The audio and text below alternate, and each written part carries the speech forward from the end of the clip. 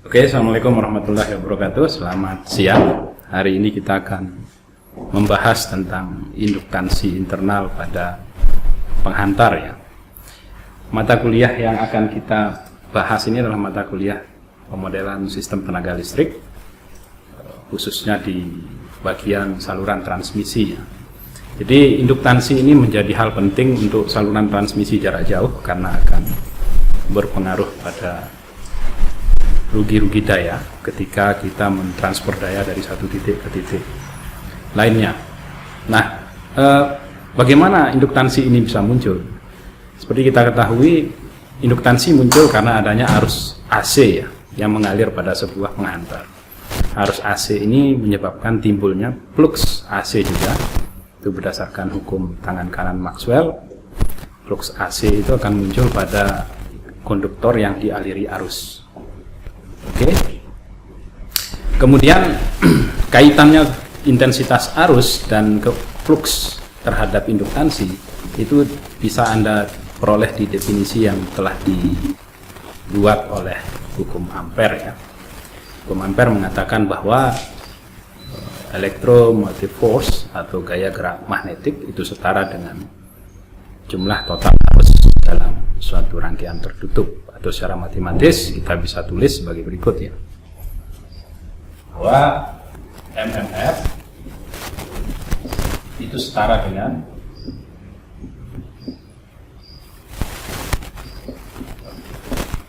MMF setara dengan rapat flux magnet dikalikan dengan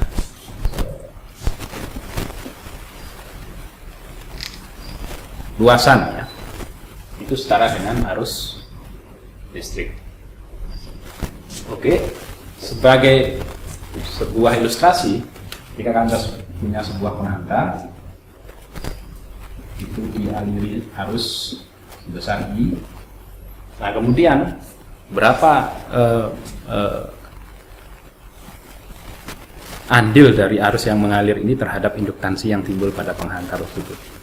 Oke, mari kita lihat sebuah ilustrasi ini.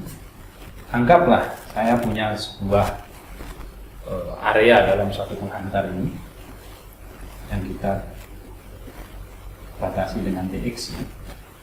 Kemudian ini adalah pusat penghantar. Kemudian Dx memiliki jari-jari berjarak X dari titik pusat penghantar. Sedangkan jari-jari penghantar itu sendiri adalah R seperti ini. Nah, yang kita akan cari berapa induktansi internal kawat ini atau penghantar ini ketika ada arus yang mengalir sebesar I. Oke, kita akan gunakan persamaan ini ya. Jadi hukum Ampere mengatakan integral tertutup dari rapat flux magnet itu setara dengan arus yang mengalir ya. Dalam hal ini karena kita melihat area yang ada di dalam ini dengan jarak X, maka ds-nya adalah 2pi X ya, dan ini adalah X ya. Sehingga persamaan ini bisa kita tulis menjadi Hx itu sama dengan, atau kita urutkan Hx kali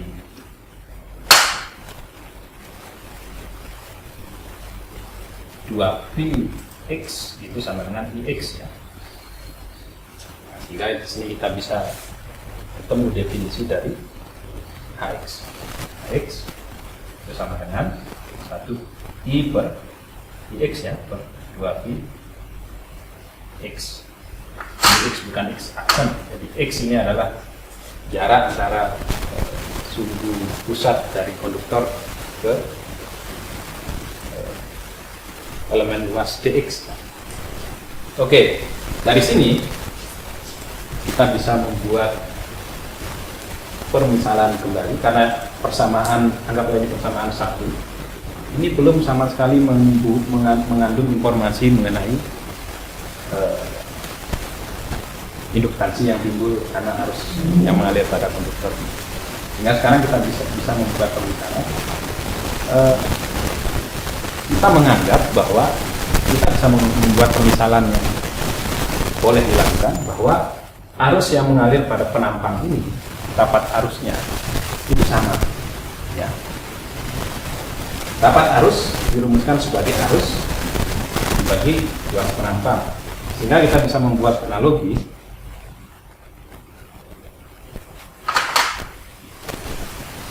menjadi IX itu sama dengan arus yang mengalir di penampang di menghantar arus total, ya, dibagi luas penampang X berarti 20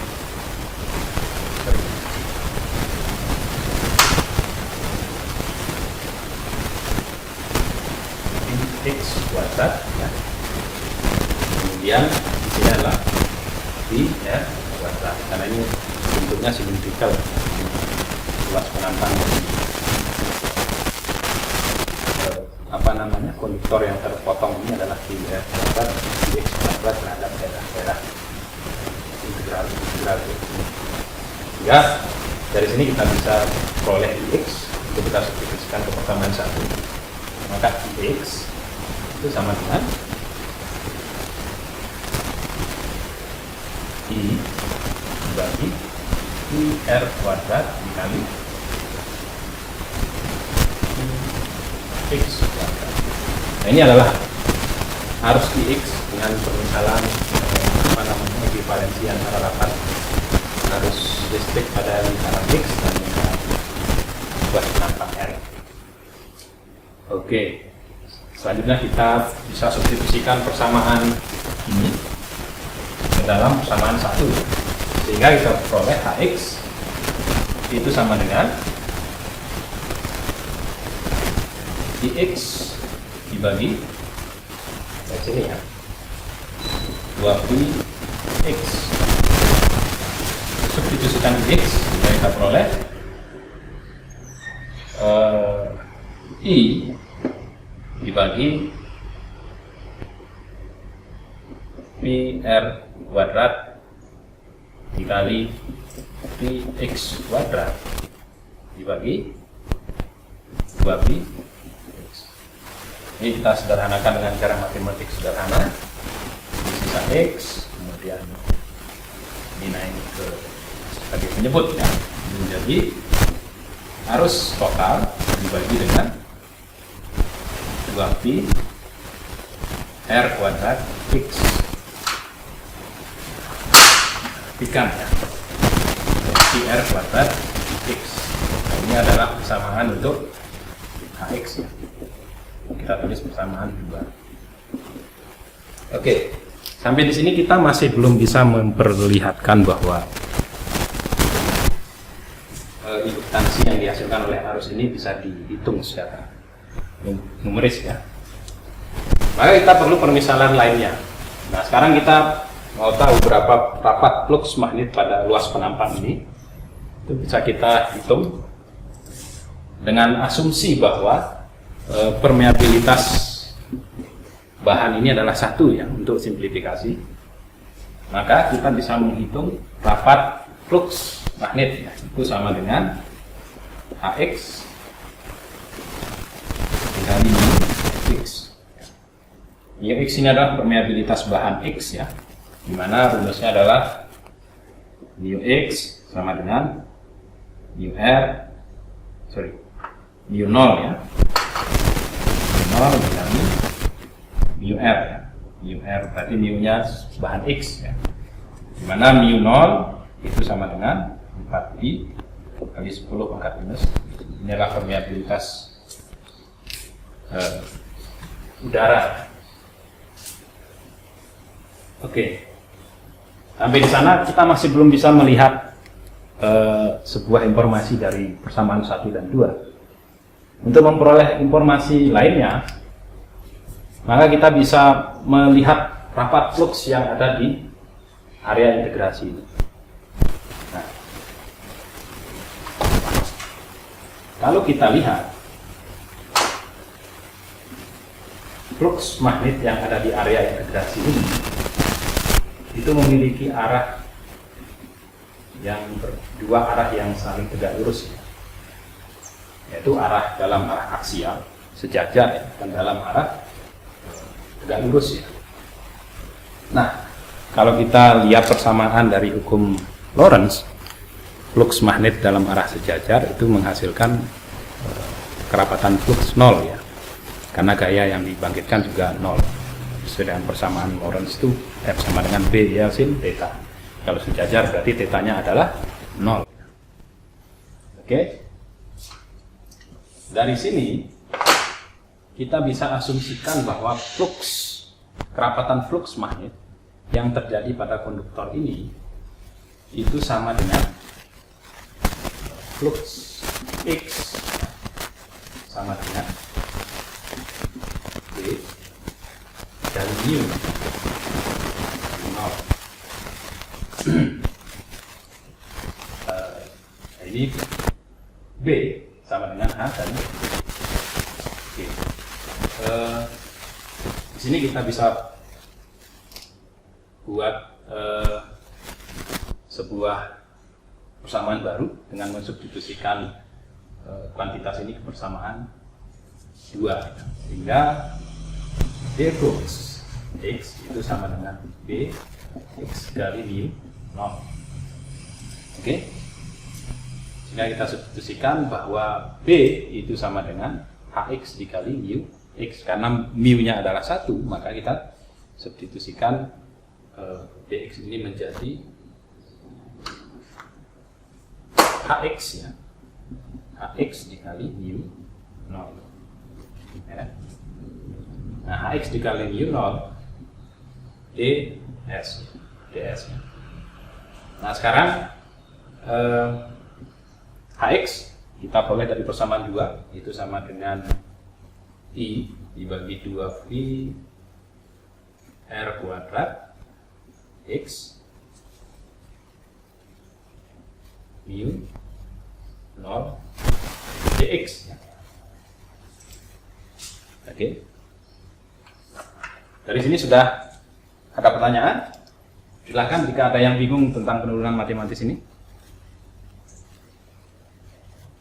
Oke, jika tidak ada pertanyaan, kita lanjut ya.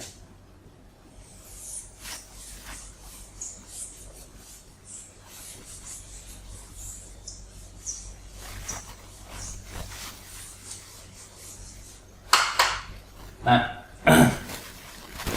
dengan asumsi yang sama bahwa kerapatan flux magnet yang ada di zona integrasi dengan kerapatan flux magnet dalam radius R itu dianggap sama karena arus yang mengalir sama. Sehingga saya bisa membuat analogi lagi.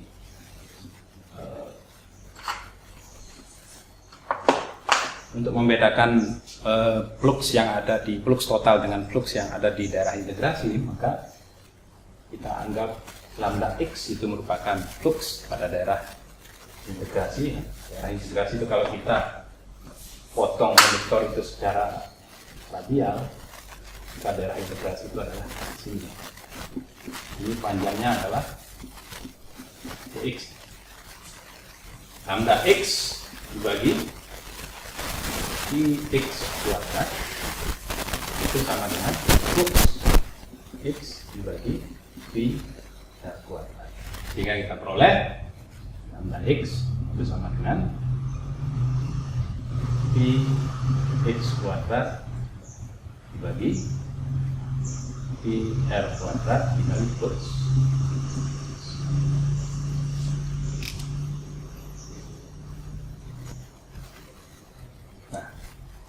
Dari sini kita bisa substitusikan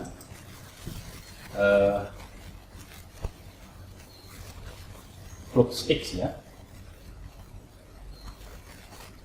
ke persamaan ini, sehingga kita peroleh lambda X sama dengan Vx kuadrat per V R kuadrat dikalikan dengan ini ya, dikalikan dengan I dibagi 2V R kuadrat X kali 0 X.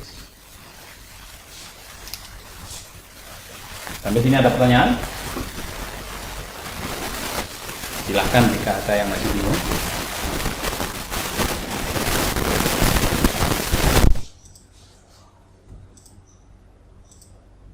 Nah, sekarang untuk menghilangkan dx, maka ini kita bisa integralkan. Integral ini merupakan kerapatan flux magnet total yang melewati yang timbul akibat arus I yang mengalir pada konduktor ini, konduktor dan radius R, sehingga integral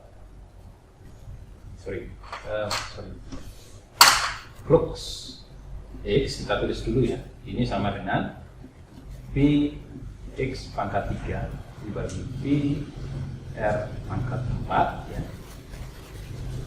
X pangkat 3 R pangkat 4 ya, 2V ya. Ini habis ya, jadi 2V R pangkat 3 2V R pangkat 4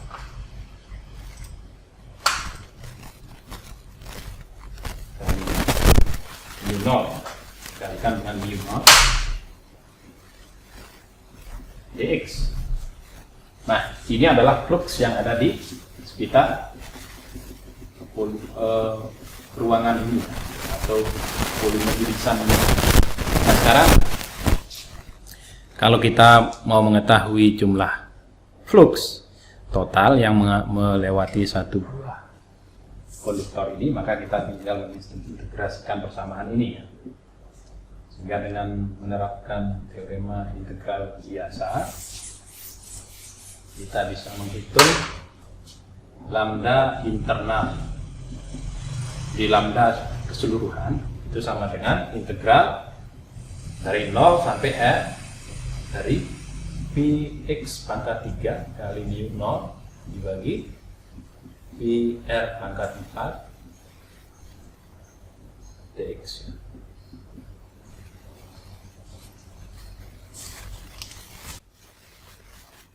Lambda internalnya adalah kerapatan flux magnet yang menyelimuti semua konduktor bagian dalam. Nah, ini kita bisa integralkan menjadi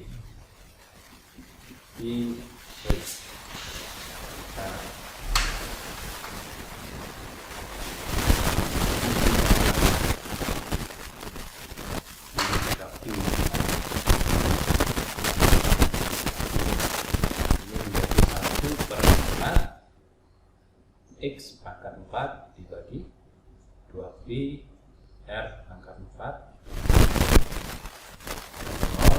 R. Nah, ada yang bisa menyelesaikan persamaan ini? Silahkan kalau ada.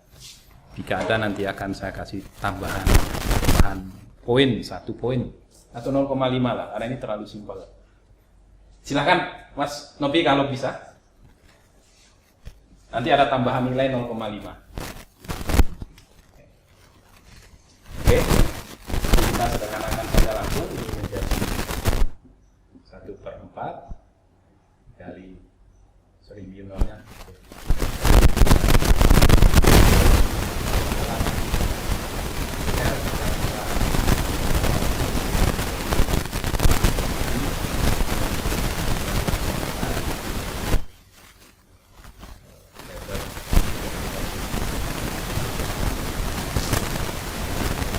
berapa? Kita mulai 0 ya. Ini menjadi 1/4 dan R pangkat 4 habis ya.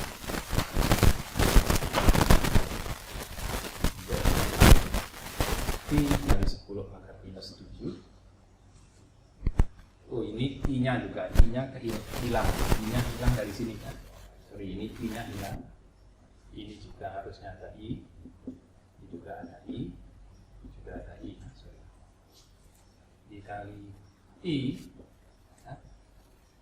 dibagi 2V.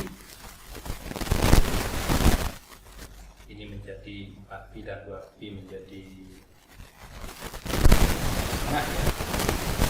Ini dengan setengah 1/3.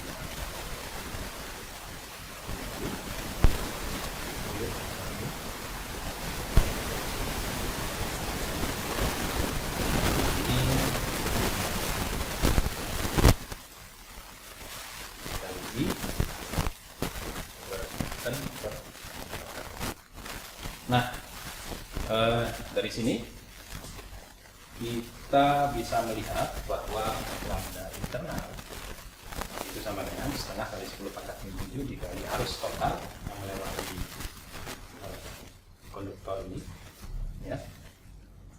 Nah, sekarang berapa sih jumlah induktansi yang dihasilkan, ya? Besar induktansi yang dihasilkan ketika kita memiliki arus I yang mengalir pada konduktor ini. Nah, dari sini kita bisa menurunkan entitas baru, ya, dari persamaan tangan kanan Maxwell, bahwa arus yang mengalir dalam suatu rangkaian tertutup itu setara dengan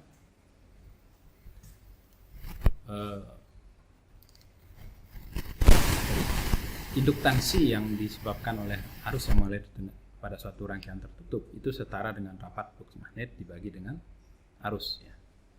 Sehingga kita bisa tulis L sama dengan lambda per L dari induktansi arus. Nah, dari sini kita bisa mensubstitusikan persamaan ini, dan kita peroleh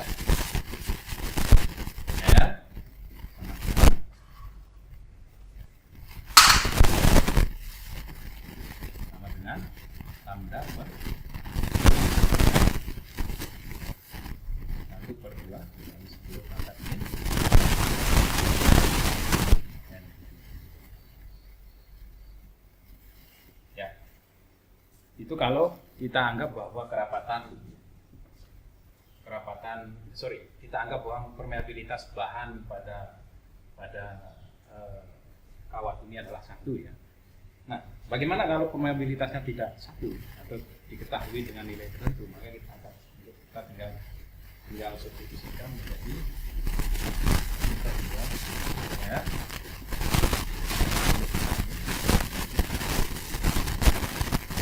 Nah, begitulah besaran nilai yang dibagikan ketika ada memiliki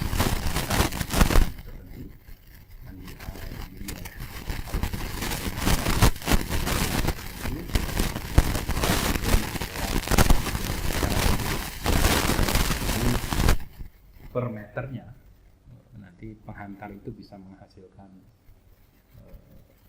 induktansi sebesar tadi setengah dikali permeabilitas relatif dari bahan penghantar dikali 10 pangkat minus 7 cm atau setengah kali 10 pangkat minus 4 cm. Nah, ini kan sangat luar biasa kecil, ya.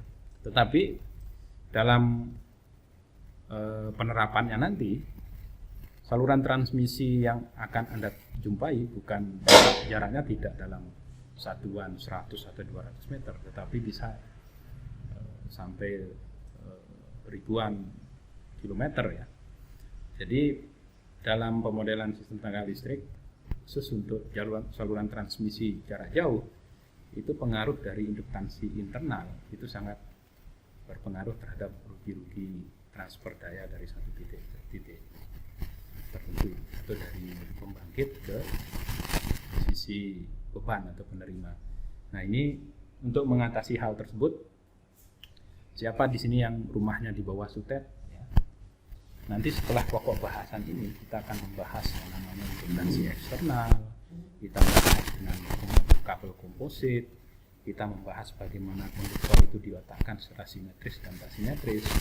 Nah, informasi-informasi terkait hal tersebut nanti akan bisa menjawab pertanyaan kenapa induktansi yang sangat kecil ini begitu berpengaruh ketika kita berbicara tentang saluran transmisi yang begitu jauh.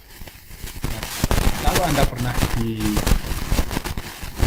melihat secara seksama sutet itu biasanya direntangkan dengan menggunakan 3 atau 4 kabel, ya. Ada yang sistem 3 kabel, ada yang 4 kabel. Kita anggap bahwa satu kabel itu adalah R, S dan T.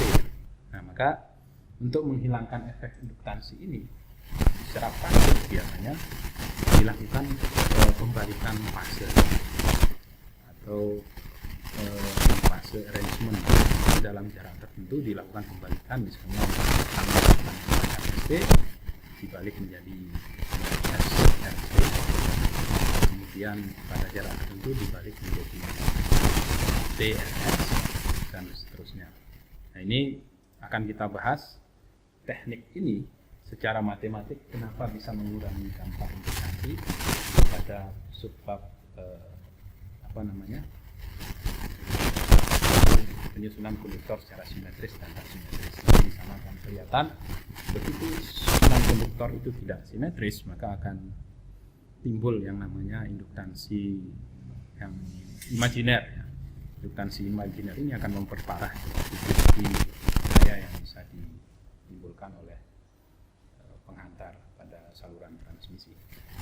Oke, saya kira cukup ya untuk materi induktansi internal. Kita bisa praktikkan ini atau mengulang kuliah ini di rumah.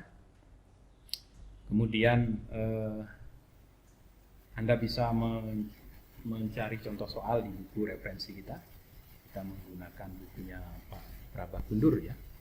Itu Power System Stability and Control. Itu Anda bisa baca-baca di sana bagaimana fungsi internal ini, contoh-contoh kasusnya dan lain sebagainya. Itu menjadi bahan review Anda di rumah. Dan jangan lupa untuk tugas terstruktur minggu depan Anda cari paper ya, cari paper yang berkaitan dengan saluran transmisi jarak jauh, karena nanti akan Anda ketahui bahwa pada saluran transmisi jarak pendek dan menengah nilai induktansi saluran itu diabaikan. Kita fokus ke saluran transmisi jarak jauh. Anda review, kemudian Anda gali secara mendalam, buatlah ringkasan, kemudian bagaimana pengaruh induktansi ini dalam proses daya dari pembangkit ke beban. Kemudian nanti di minggu depan kita menyediakan sekitar 1 jam ya, untuk masing-masing kelompok untuk berdiskusi melalui presentasi. Setelah itu baru kita akan ke susunan konduktor simetris. Terima kasih. Jika ada pertanyaan boleh dilanjutkan secara online atau dari media komunikasi lainnya. Nanti tentu akan saya senang hati untuk menjawab pertanyaan dari saudara sekalian. Kemudian jika nantinya terjadi kendala juga dalam mereview paper dan lain sebagainya, kita bisa berdiskusi. Semoga apa yang kita pelajari hari ini bermanfaat. Semoga juga Anda dan kita pada hari ini hingga pertemuan minggu depan tetap diberi kesehatan. Terima kasih. Assalamualaikum warahmatullahi wabarakatuh. Selamat siang.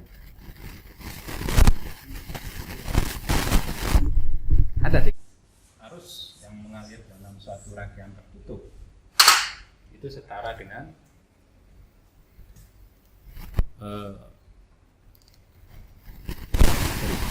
induktansi yang disebabkan oleh arus yang mengalir pada suatu rangkaian tertutup itu setara dengan rapat box magnet dibagi dengan arus ya. Sehingga kita bisa tulis L sama dengan lambda per L adalah induktansi arus. Nah, dari sini kita bisa mensubstitusikan persamaan ini. Dan kita peroleh R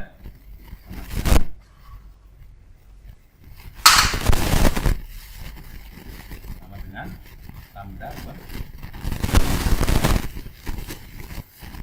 1/2 kali 10 pangkat N.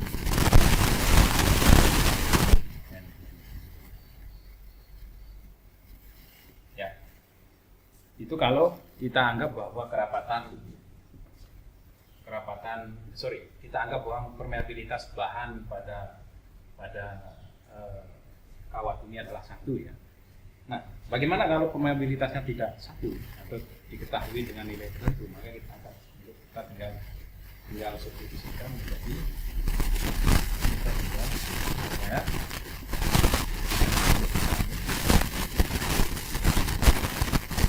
Nah, begitulah besaran nilai yang dibandingkan ketika ada memiliki tertentu yang dihadiri oleh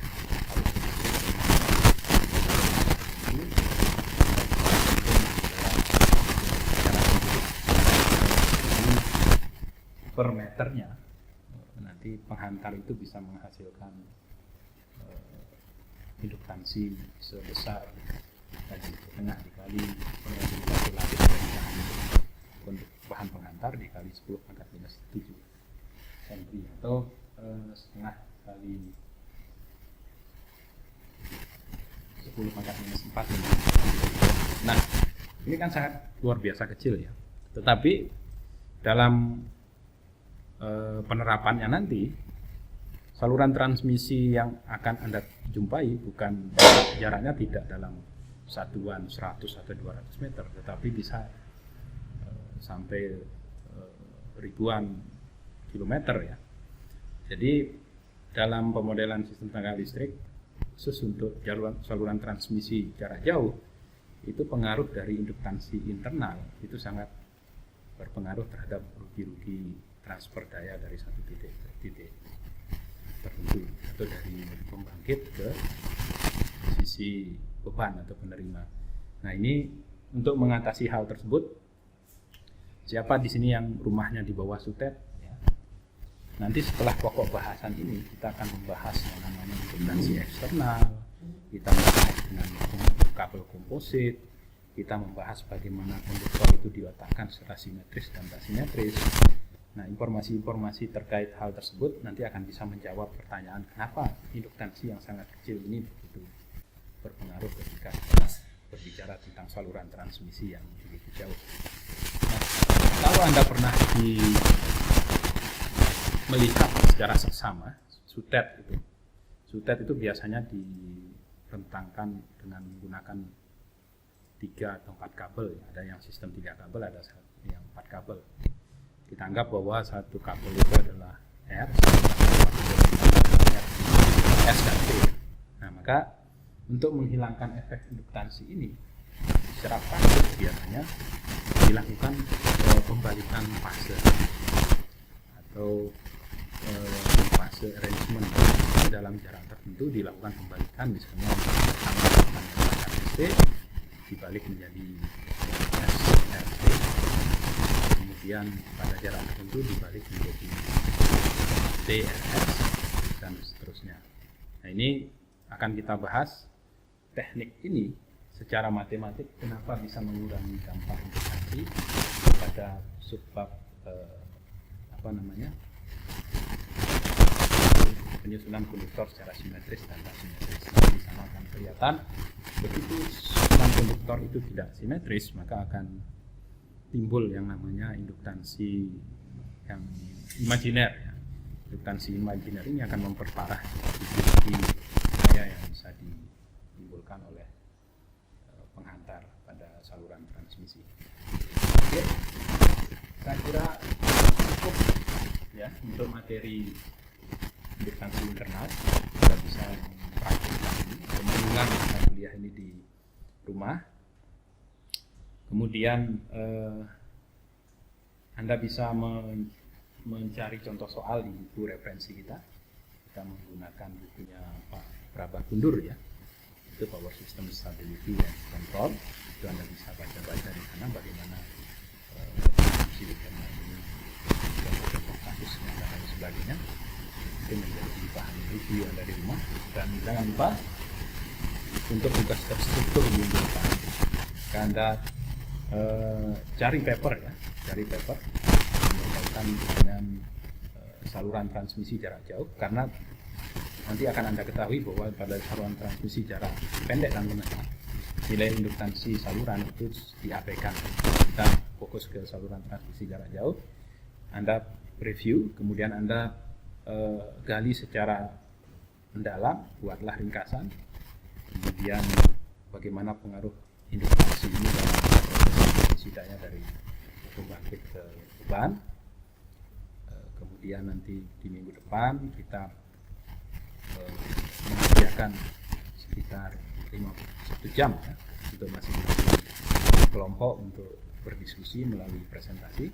Setelah itu baru kita akan ke susunan konduktor simetris.